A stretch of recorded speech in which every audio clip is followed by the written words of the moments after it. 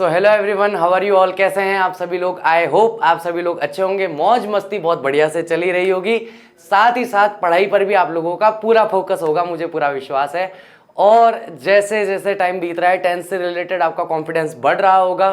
थोड़ी बहुत राइटिंग की प्रैक्टिस मैं स्टूडेंट्स की देख रहा हूँ, लेकिन बहुत कम स्टूडेंट्स हैं जो सेंटेंसेस बना रहे हैं, है ना। तो मैं आप सभी से चाहूँगा कि ज़्यादा से ज़्यादा आप सेंटेंस बनाएं, क्योंकि जब तक मैं ड्राइविंग सीट पे बैठा रहूँगा आप ड्राइविंग नहीं सीख पाएंगे। इसलिए आपको उस ड्राइविंग सीट पर आना ज़रूरी है, ताकि आप खुद से गाड़ी चला सके और इंग्लिश की गाड़ी जो है वो सरपट दौड़ सके।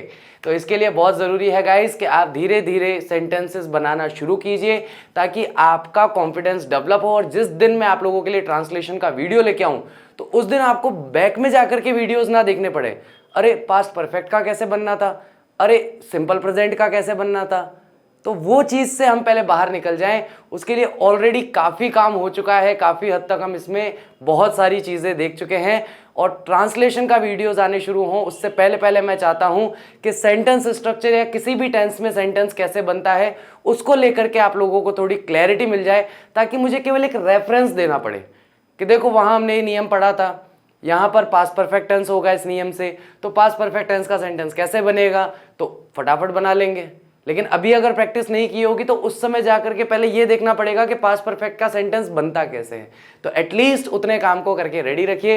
तो आज मैं आप लोगों के लिए लेकर के आया हूँ वीडियो, जो परफेक्ट टेंस हम लोग स्टार्ट करने वाले हैं। परफेक्ट टेंस में हम लोग जो सबसे पहले डिस्कशन करने वाले हैं, फर्स्ट हमारा डिस्कशन रहने वाला है, वो ये कि परफेक्ट टेंस का नेचर क्या है। तो जब भी कोई कार्य किसी समय बिंदु पर जाकर समाप्त हो जाता है, कोई भी कोई कार्य कोई सा भी कार्य जो जारी हो, जारी था या कुछ क्षण के लिए हुआ, कोई फर्क नहीं पड़ता। जिस बिंदु पर वो कार्य समाप्त होता है, उस बिंदु पर और उसके बाद में उस वाक्य पर बनने वाले जो सेंटेंसेस हैं, उस सेंटेंस को अगर आप इंग्लिश में ट्रांसलेट करेंगे तो ट्रांसलेट करने के लिए आपको परफेक्ट टेंस का इस्तेमाल करना चाहिए। जैसे कि थोड़ी देर पहले मैं खाना खा चुका हूँ, तो थोड़ी देर पहले कोई कार्य समाप्त हुआ, यानी कार्य की समाप्ति हो चुकी है, तो मैं क्या बोलूँगा, मैं खाना खा चुका हूँ, ठीक है।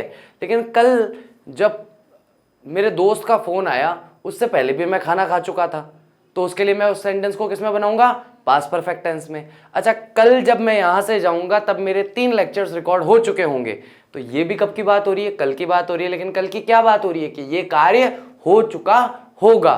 तो जब भी कोई कार्य हो चुका था, हो चुका है, हो चुका होगा की कैटेगरी में आता है, तो उसे हम हमेशा इंग्लिश में परफेक्ट टेंस में रखते हैं। परफेक्ट टेंस में उसे रखना चाहिए।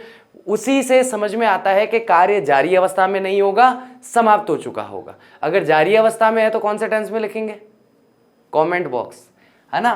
तो सबसे पहला इसमें हम लोग देखने वाले हैं past perfect tense. Past perfect tense यानी कि जब भूतकाल के, ये यहां से मान लीजिए कि इससे पहले जो भी सेंटेंस है वो यस्टरडे के, इससे पहले जितने वाक्य हैं वो किसके हैं, यस्टरडे के हैं। इस बिंदु से पहले सब कुछ यस्टरडे है। तो सबसे पहली बात, यस्टरडे या उससे पहले किसी दिन, अगर किसी समय बिंदु पर कोई कार्य पूर्ण हो चुका था, तो उसको दर्शाने के लिए हम किसका इस्तेमाल करेंगे, पास्ट परफेक्ट टेंस का इस्तेमाल करेंगे। जैसे कि इस बिंदु पर मेरे दोस्त ने मुझे कॉल किया, क्या किया, कॉल किया, और कॉल करके क्या बोला, यार भाई डिनर करने बाहर चल रहा है क्या।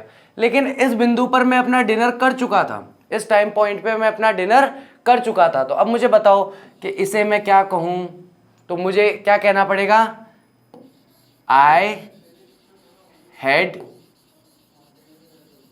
ऑलरेडी टेकन माई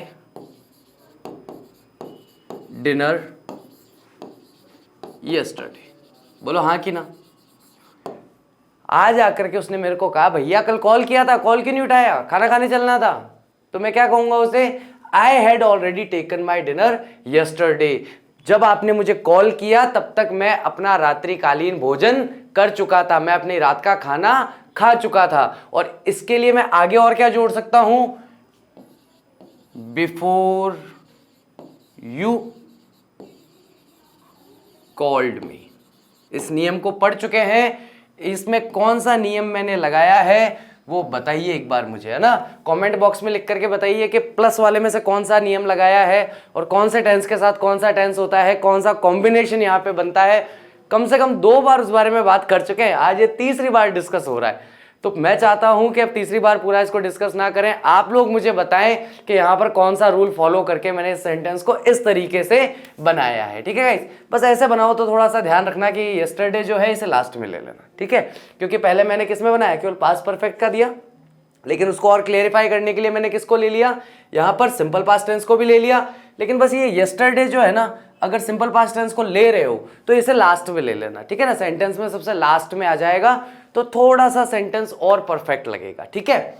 नेक्स्ट हम यहां पर बात करने वाले हैं, पास्ट परफेक्ट टेंस की बात हो गई, प्रेजेंट परफेक्ट टेंस। अभी का जो समय है, जो भी समय चल रहा है आज के दिन में, उससे पहले जो जो कार्य पूर्ण हो चुके हैं, अभी का जो समय चल रहा है उससे पहले जितने कार्य आज के दिन में पूर्ण हो चुके हैं, और खास करके विशेष रूप से वो वाक्य जो अभी कुछ समय पहले पूर्ण हुए हैं या कुछ समय पहले कंप्लीट हुए हैं, उन्हें दर्शाने के लिए हम प्रेजेंट परफेक्ट टेंस का इस्तेमाल करते हैं। प्रेजेंट परफेक्ट टेंस का इस्तेमाल कैसे करते हैं भाई, कल नहीं, अभी किसी का फोन आ रहा है, भाई खाना खाने चल रहा है क्या, खाना खा चुका, भाई खाना खाने चल रहा है क्या, खाना खा चुका, कार्य पूर्ण हो चुका। इंग्लिश में बोलूंगा तो कैसे बोलूंगा, I have taken my lunch। ठीक है, मैं चाहूं तो यहां पे ऑलरेडी का इस्तेमाल भी कर सकता हूं, I have already taken my lunch, में पहले ही अपना खाना खा चुका हूं, अपना दोपहर का भोजन कर चुका हूं। उसे दर्शाने के लिए मैं यहां इस्तेमाल कर रहा हूं प्रेजेंट परफेक्ट टेंस का, कि वर्तमान काल में आज के दिन में जो भी काम मैं सुबह से अब तक कर चुका हूं, उन सबको दर्शाने के लिए मैं प्रेजेंट परफेक्ट टेंस का इस्तेमाल आसानी से यहां पर कर सकता हूं। नेक्स्ट देखते हैं फ्यूचर कॉन्टिन्यूअस टेंस क्या कहता है। फ्यूचर कॉन्टिन्यूअस टेंस कहता है कि मैं अंदाजा लगा रहा हूं कि यार उसने कहा है मेरे को कि वो 10 बजे तक बताएगा कि कल का डिनर का प्लान है कि नहीं। कब तक बताएगा, 10 बजे तक। और अब मैं अंदाजा लगा रहा हूं कि यार 10 बजे अगर वो मुझे बताएगा तब तक तो मैं खाना खा चुका हूंगा, तब तक तो मैं खाना खा चुका हूंगा। या कल की बात ना करूं, मैं आज रात की बात करूं कि मेरे दोस्त का फोन आया, बोले भाई शाम को डिनर करने चलना है। मैंने कहा भाई कंफर्म है कि नहीं, ये बता, घर पे क्या बोलूं, खाना बनाना है कि नहीं बनाना। पता पड़े तू पार्टी कैंसिल करते हुए और उधर से घर वाले ही बोले बनाया नहीं भैया तुम्हारा खाना, तो मैं तो दोहरी जगह से मारा गया। तो उसने कहा भाई मैं 10 बजे तक तेरे को बता दूंगा शाम को कि भाई खाना खाने चलना है कि नहीं चलना है। अब मेरे दिमाग में विचार चल रहा है कि यार इस समय तक तो कार्य पूर्ण हो चुका होगा, यानी कि अगर मैं रात्रि के 10 बजे की बात करूं तब तक तो मैं खाना खा चुका हूँगा, तो भैया ऐसी पार्टी में नहीं जाना। ठीक है, तो वर्तमान बिंदु से आगे अगर आपको कहीं पर लगता है कि किसी बिंदु पर कोई कार्य पूर्ण हो चुका होगा, वर्तमान से आगे यानी कि कौन से टेंस में, तो यहां हम कह देंगे सर फ्यूचर टेंस की बात कर रहे हो आप, वर्तमान से आगे की बात कर रहे हो तो वर्तमान से आगे किसी बिंदु पर कोई कार्य पूर्ण हो चुका होगा, उसको दर्शाने के लिए मैं इस्तेमाल करूंगा फ्यूचर परफेक्ट टेंस का। कैसे इस्तेमाल करूंगा गाइस, तो मैं यहां पे उसे कह दूंगा कि I shall have taken my dinner by 10 o'clock। भाई रात को तू मुझे 10 बजे बताएगा तो 10 बजे तक तो मैं अपना खाना खा चुका हूंगा, मैं अपना भोजन समाप्त कर चुका होऊंगा। तो तब तक बताने का क्या फायदा, बतावे 6-7 बजे तक बता, 5 बजे बता, ताकि आगे की प्लानिंग होवे। राइट और रॉन्ग प्रैक्टिकल बात है कि नहीं है भाई। तो क्योंकि आपको अगर कोई 10 बजे बताने वाला है कि रात को खाना खाने चलना है, तो आप क्या बोलोगे, ओ भाई 10 बजे 10 बजे बाद कहाँ जाएंगे, कहाँ तो भटकेंगे शहर के अंदर। तो इससे बढ़िया क्या है, I shall have taken my dinner by 10 o'clock, यानी 10 बजे तक मैं अपना खाना या अपना भोजन समाप्त कर चुका हूँगा। इसको बहुत इंपॉर्टेंट करके हाईलाइट कर लेना भाई, ये वर्ड है ना, इसको बहुत इंपॉर्टेंट मानना फ्यूचर परफेक्ट टेंस के लिए, है ना। क्योंकि एक छोटी सी चीज बाय प्लस टाइम और एट प्लस टाइम, और दोनों टाइम फ्यूचर टेंस के, दिन रात का अंतर कर देते हैं। बाय प्लस टाइम, टाइम कौन सा, फ्यूचर टेंस का, एट प्लस टाइम, टाइम कौन सा, फ्यूचर टेंस का। तो आप लोग अब मुझे कमेंट बॉक्स में बताने वाले हो कि बाय प्लस टाइम आए फ्यूचर टेंस का तो आप क्या समझोगे और एट प्लस टाइम आए फ्यूचर टेंस का तो आप क्या समझते हो। इसके बारे में आप लोग मुझे बताइए, ठीक है गाइस। और मैं देखता हूं, मैं तीन चार क्वेश्चन करता हूं, स्टूडेंट एक क्वेश्चन का आंसर देकर के और ऐसे हो जाते हैं।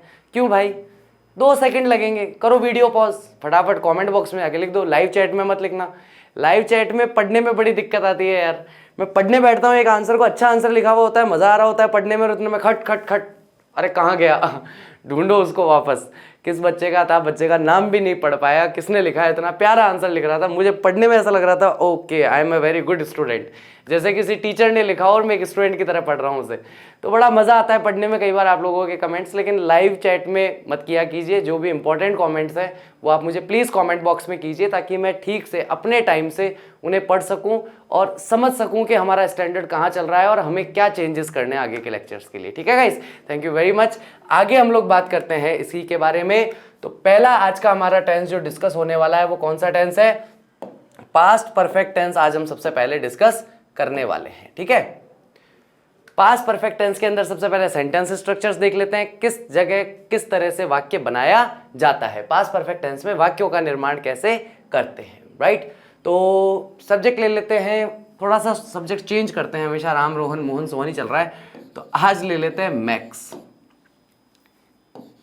हेड क्या कर चुका था, कोई आइडिया?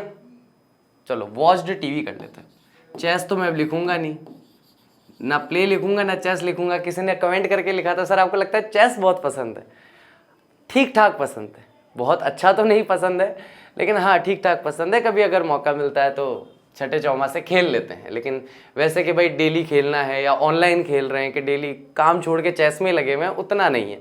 हाँ कभी अगर फ्रेंड्स के साथ होते हैं, कहीं होते हैं और ऐसा कोई माहौल होता है तो डेफिनेटली वहाँ थोड़ा सा खेल लिया जाता है, ठीक है। तो मैक्स हैड वॉच्ड टीवी, तो मैक्स जो है वो टीवी देख चुका था, कौन से टेंस में, पास्ट टेंस में।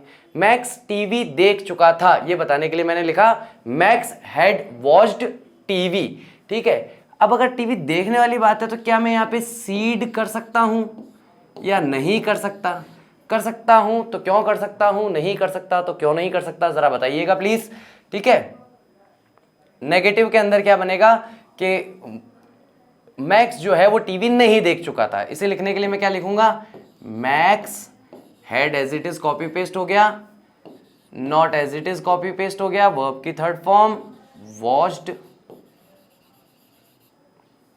और लास्ट में आ गया टीवी, फुल स्टॉप, ठीक है गाइस। तो मैक्स टीवी देख चुका था, मैक्स टीवी नहीं देख चुका था, यानी कि उस समय भी टीवी देख रहा होगा। तो कहा कि भाई अभी कार्य समाप्त नहीं हुआ था, जिस समय बिंदु की आप बात कर रहे हो भूतकाल में, उस समय कार्य समाप्त नहीं हुआ था, यानी कि वो कार्य कॉन्टिन्यूटी में होगा कि मैक्स टीवी देख रहा था। अगर मैक्स जिद बहस करने लग जाए, नहीं नहीं मैं तो 8 बजे टीवी बंद कर दिया था, तो किसी ने कहा कि भाई 8:05 तक मैक्स टीवी देख चुका था, ठीक है, ये काम समाप्त हो चुका था। पीछे से मैक्स की मम्मी निकल के आती है, कौन से 8 बजे बंद कर दिए, 9 बजे तक टीवी देख रहा था तुम, तो कॉन्टिन्यूटी में आ गया भैया 9 बजे तक। वो बता रहा है 8 बजे कार्य समाप्त हुआ, लेकिन यहाँ तो कॉन्टिन्यूटी में 9 बजे तक कार्य चल जाएगा। तो ऐसे प्रैक्टिकली आप समझ सकते हो कि नॉट कैसे अपन यूज कर सकते हैं, ओके। तो पहले मैं हर बार अपनी आदत की तरह सबसे पहले सब्जेक्ट लिख लेता हूँ, लेकिन यहाँ पर मुझे कोई डर नहीं है क्योंकि हेड के अलावा मेरे पास कोई ऑप्शन नहीं है। तो अगला हमारा आ गया वर्ब की थर्ड फॉर्म वॉच्ड और ऑब्जेक्ट आ गया टीवी, लास्ट में आ गया क्वेश्चन मार्क, ठीक है। तो हेड मैक्स वॉच्ड टीवी, क्या मैक्स टीवी देख चुका था, इस तरीके से हम इसे लिख सकते हैं। हेड सब्जेक्ट नॉट वर्ब की थर्ड फॉर्म और ऑब्जेक्ट से हम लोग इंटरोगेटिव नेगेटिव हमारा सेंटेंस बनाने वाले हैं। तो सब्जेक्ट है हमारा मैक्स, आगे आ गया हेड, है ना, उसके बाद आ गया हमारा नॉट, नॉट के बाद वर्ब की थर्ड फॉर्म आ गई हमारी वॉच्ड और ऑब्जेक्ट आ गया हमारा टीवी, लास्ट में आ गया हमारे पास क्वेश्चन मार्क, ठीक है। Head max not watch TV, क्या मैक्स टीवी नहीं देख चुका था, ठीक है। तो प्रश्न तो पूछ रहा है लेकिन नकारात्मक रूप से पूछ रहा है कि क्या ये कार्य समाप्त नहीं हो चुका था, ठीक है। कार्य अगर समाप्त हो चुका था, कार्य की समाप्ति पर प्रश्न है तो वहां पर इंटेरोगेटिव, कार्य की समाप्त ना होने पर प्रश्न है तो वहां पर हम इंटेरोगेटिव नेगेटिव सेंटेंस स्ट्रक्चर का यूज करते हैं, ठीक है गाइस। तो चलिए थोड़ा सा एक फ्रेम पीछे जा रहा हूं और कुछ प्यार भरी बात कर लेते हैं। तो प्यार भरी बात हमारी क्या होने वाली है भाई, एक फ्रेम पीछे चलें आगे। सैम आपको लेना है as a subject, as a verb आपको लेना है ड्राइव। मैं मूल दे रहा हूं केवल, ठीक है। अब अकॉर्डिंगली आप चेंज करते रहना। सैम और सैम के साथ मुझे मिल गया ड्राइव, ड्राइव के साथ मुझे मेरा ऑब्जेक्ट मिला है, तो ऑब्जेक्ट मैंने लिया है अ कार। जरा फटाफट से इसके चारों बना के बता दो। सब्जेक्ट हमारा है सैम, वर्ब हमारी है ड्राइव और ऑब्जेक्ट हमारा है कार। अब उसके अकॉर्डिंग पास्ट परफेक्ट टेंस में कैसे बनाओगे चारों सेंटेंस, वीडियो पॉज करो, फटाफट से बना के बताओ किस तरीके से इसे बनाने वाले हो। अब हम बात करने वाले हैं एडवर्ब ऑफ परफेक्ट टेंस के बारे में। तो एडवर्ब ऑफ परफेक्ट टेंस का मतलब क्या है, वे कौन कौन से शब्द हैं जिनकी सहायता से हम पहचान सकते हैं कि यहाँ परफेक्ट टेंस हुआ है कि नहीं हुआ है। देखो गाइस, मैं स्पेसिफिकली अभी पास्ट परफेक्ट टेंस के लिए नहीं लेकर के आया हूं, ये ऑल ओवर परफेक्ट टेंस को कवर करते हैं, क्योंकि अगर इनके साथ में, यानी ये सब तो है ही, इनके साथ में अगर कोई पास्ट एडवर्ब आ जाता है तो ये पास्ट टेंस को दिखाने लग जाते हैं, कोई प्रेजेंट एडवर्ब आ जाता है तो ये प्रेजेंट टेंस को बताने लगते हैं, और कोई फ्यूचर एडवर्ब आ जाता है तो ये फ्यूचर एडवर्ब को दर्शाना शुरू कर देते हैं। जैसे कि ऑलरेडी आ गया, ऑलरेडी के बाद में आ गया यस्टरडे, तो ऑलरेडी की वजह से प्रेजेंट टेंस में नहीं जाएगा। मान लीजिए कि ऑलरेडी आ गया, ऑलरेडी के बाद में आ गया टुडे, तो ये प्रेजेंट में चला जाएगा। ऑलरेडी आ गया, उसके बाद में आ जाएगा मान लो टुमारो, टुमारो आ गया प्लस बाय आ गया प्लस टाइम आ गया। अगर ऐसा होता है तो ऐसी कंडीशन में क्या होगा कि यही ऑलरेडी जो अभी प्रेजेंट टेंस को सामान्यतः दर्शाता है, यहां पे अगर टुडे नहीं भी हो लेकिन कोई पास्ट या फ्यूचर का एडवर्ब ना हो इसके साथ, तो ये प्रेजेंट टेंस का ही एडवर्ब माना जाता है। इसे हम किसका एडवर्ब मानते हैं, प्रेजेंट टेंस का ही इसे हम एडवर्ब मानते हैं, अन्य किसी टेंस का नहीं मानते। लेकिन इसी के कॉन्ट्रेरी, अगर इसी के विपरीत अगर हम लोग बात करते हैं कि भाई इसके साथ में अगर पास्ट का आ जाए या फ्यूचर का आ जाए तो इसका नेचर चेंज हो जाता है। ऑलरेडी का मतलब है पहले ही, यट का मतलब होता है अभी तक, अभी तक। फॉर और सिंस जो है वो किसी कार्य का होना दर्शाते हैं कुछ समय से, तो फॉर आ जाता है टाइम पीरियड के लिए और सिंस आ जाता है टाइम पॉइंट के लिए, ठीक है। जस्ट मतलब अभी अभी, कितनी देर पहले कार्य समाप्त हुआ है, तो अभी अभी 5, 10, 15 मिनट पहले पूर्व। आफ्टर का मतलब पश्चात या बाद में। बिफोर का मतलब पूर्व या पहले, और साथ ही साथ अंटिल का मतलब है तब या जब तक, दोनों ही अर्थ आते हैं इसका ना, जब तक या तब तक के अर्थ में आता है, राइट। तो ये सारे के सारे एडवर्ब्स जो हैं ये कुल मिलाकर के परफेक्ट टेंस को दर्शाने का काम करते हैं, लेकिन जितने ये महत्वपूर्ण हैं उतने ही ये भी महत्वपूर्ण होंगे। दोनों ही समान रूप से हमारे लिए महत्वपूर्ण हो जाते हैं, क्योंकि अगर ये अकेले आए तो फिर आफ्टर और बिफोर के तो बहुत सारे नियम है जो हम ऑलरेडी पढ़ चुके हैं, कुछ एक और पढ़ने वाले हैं, ठीक है। तो आफ्टर और बिफोर में हम लोग देख चुके हैं कि पास्ट परफेक्ट टेंस में अभी बनाया था सेंटेंस, तो ठीक है, कैसे बन रहा है आफ्टर और बिफोर से पास्ट परफेक्ट टेंस में। ऑलरेडी में भी हमने सेंटेंस बनाया था पास्ट टेंस के अंदर, ठीक है। तो ऐसे हम लोग देखते हैं कि पास्ट, प्रेजेंट और फ्यूचर तीनों में ट्रेवल करते हैं, ठीक है गाइस। तो अब हम जो बात करने वाले हैं रूल्स की, वो बात करने वाले हैं पास्ट परफेक्ट टेंस के रूल्स के बारे में, कि पास्ट परफेक्ट टेंस कहां कहां पर होता है, ठीक है गाइस। तो to describe an action finished before another past action, यानी कि एक ऐसे कार्य को दर्शाने के लिए जो कि पूर्ण हो चुका हो, क्या लिख लो इसको, पूर्ण या समाप्त हो चुका हो। क्या हो चुका हो, पूर्ण हो चुका हो या समाप्त हो चुका हो। कब पूर्ण हो चुका हो या कब समाप्त हो चुका हो, किस समय की बात हो रही है, अनदर पास्ट एक्शन, यानी कि बिफोर, बिफोर का मतलब पूर्व, किससे पूर्व, अन्य भूतकाल की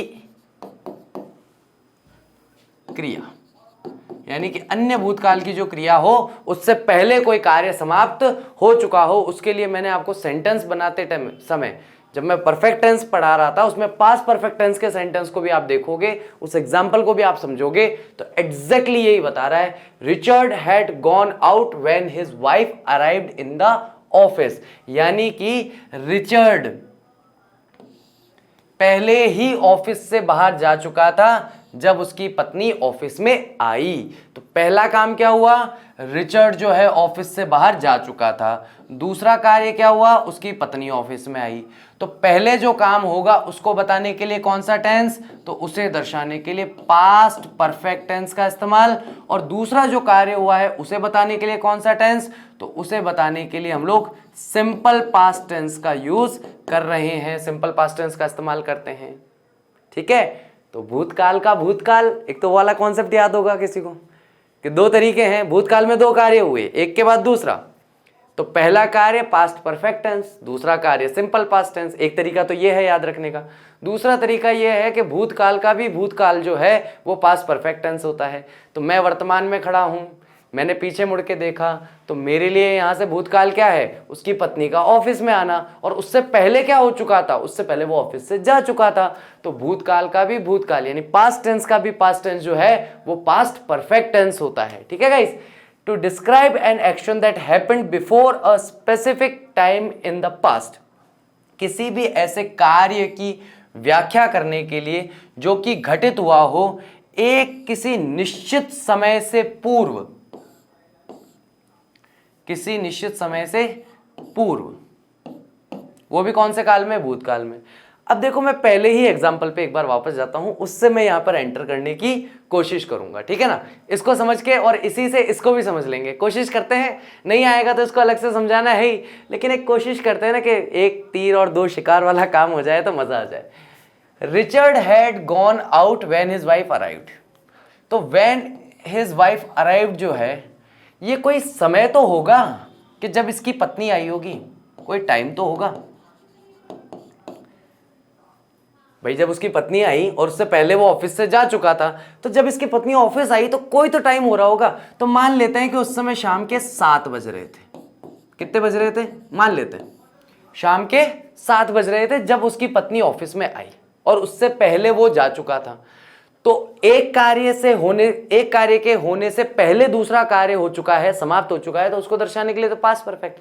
लेकिन अगर मैं ये दूसरा कार्य ना दर्शाऊं और सीधा टाइम बोल दूं कि 7 बजे से पहले वो ऑफिस से जा चुका था, तो उसकी पत्नी कब आई, 7 बजे।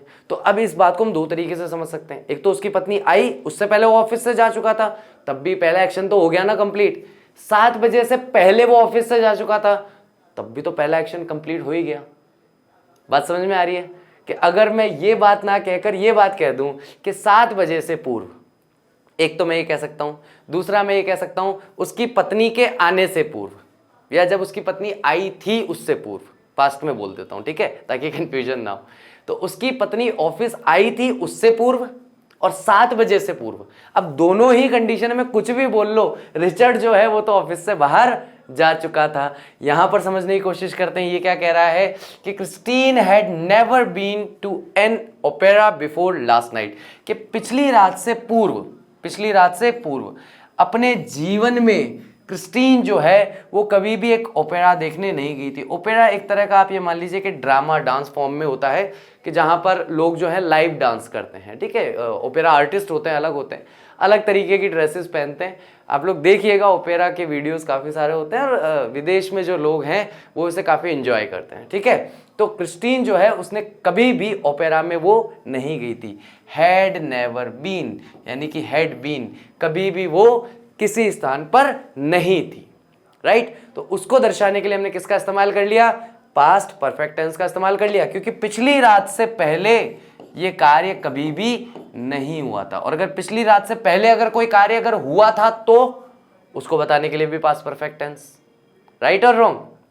तो इस तरीके से हम देख सकते हैं कि जो अंतिम बिंदु है या द्वितीयक काम है उसको दर्शाने के लिए हम लोग किसी एक्शन का भी इस्तेमाल कर सकते हैं या सीधा किसी स्पेसिफिक टाइम का इस्तेमाल भी किया जा सकता है पास्ट टेंस के अंदर। ठीक है गाइस, आई होप दोनों तरीके से में एक तरीका तो होगा जिससे आपको समझ में आया होगा। अभी भी नहीं आया कमेंट बॉक्स में लिखिएगा, will talk about it. To describe cause and effect combined with simple past, तो किसी चीज का कारण, जब दो वाक्यों में कारण और प्रभाव संबंध दिखाई दे, ठीक है, कारण और प्रभाव संबंध जब दो वाक्यों में दिखाई देता है तो उसे दर्शाने के लिए भी हम किसका इस्तेमाल करते हैं, पास्ट परफेक्ट टेंस का इस्तेमाल करते हैं। लेकिन किसका कॉम्बिनेशन होता है, किसके साथ, कंबाइन का मतलब होता है किसके साथ होता है पास्ट परफेक्ट टेंस का इस्तेमाल, तो सिंपल पास्ट टेंस के साथ पास्ट परफेक्ट टेंस का इस्तेमाल होता है। कैसे, I got stuck in traffic because there had been an accident, तो एक एक्सीडेंट हो गया था, क्या हो गया था, एक एक्सीडेंट हो गया था, तो ये हो गया हमारा कारण। और इस एक्सीडेंट की वजह से क्या हुआ, इसका प्रभाव क्या पड़ा, इसका प्रभाव ये पड़ा कि भाई मैं ऑफिस में अटक गया, तो ये हो गया मेरा सिंपल पास्ट टेंस जो कि दर्शा रहा है प्रभाव को। तो अगर कारण को दर्शाना हो तो दर्शाओ पास्ट परफेक्ट टेंस में। किसमें दर्शाओगे बोलो, पास्ट परफेक्ट टेंस में हम अपने कारण को दर्शाते हैं और उस कारण से जो प्रभाव पड़ता है उस प्रभाव को दर्शाने के लिए हम लोग किसका इस्तेमाल करते हैं, सिंपल पास्ट टेंस का इस्तेमाल करते हैं। भैया लेट क्यों हुए, तो आप बताओगे सर रास्ते में एक्सीडेंट हो गया था, मेरी कार फंस गई थी इसलिए लेट हो गया। अब ये बात तो कल की है, यस्टरडे की, अब बताओ कैसे बताओगे इस बात को। बात समझ में आई कि पहला कार्य क्या हुआ, एक्सीडेंट हुआ, वो कारण भी है और उसका प्रभाव क्या पड़ा कि एक्सीडेंट होने की वजह से वहां पे ट्रैफिक जैम हो गया और ट्रैफिक जैम में फंस गए। कल यही तो हुआ और इसको बताने के लिए आपने किसका इस्तेमाल किया, तो जिस कारण से आप फंसे उस कारण को बताने के लिए हम इस्तेमाल करते हैं पास्ट परफेक्ट टेंस का, और फंस जाना जो है वो उसका प्रभाव है, तो उसको बताने के लिए हम सिंपल पास्ट टेंस का यूज करते हैं। ठीक है गाइस, नेक्स्ट हम लोग यूज कर रहे हैं to emphasise the result of activity in past.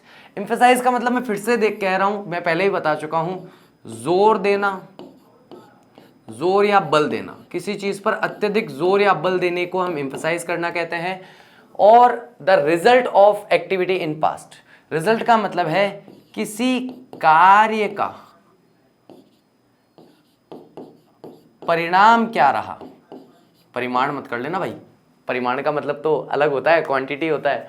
तो किसी कार्य का परिणाम क्या रहा, यानी कि यहां पर कौन सा संबंध बन गया, कार्य परिणाम संबंध बन गया। तो किसी एक्टिविटी का क्या रिजल्ट रहा, लेकिन कौन से टाइम में, पास्ट टाइम में, उसे दर्शाने के लिए भी हम लोग पास्ट परफेक्ट टेंस का इस्तेमाल करते हैं। चलिए इस एग्जांपल को समझते हैं। एग्जांपल क्या कह रहा है हमारा, I had been to London twice, यानी कि मैं लंदन कितनी बार गया हूं, तो मैं लंदन 2 बार गया हूं।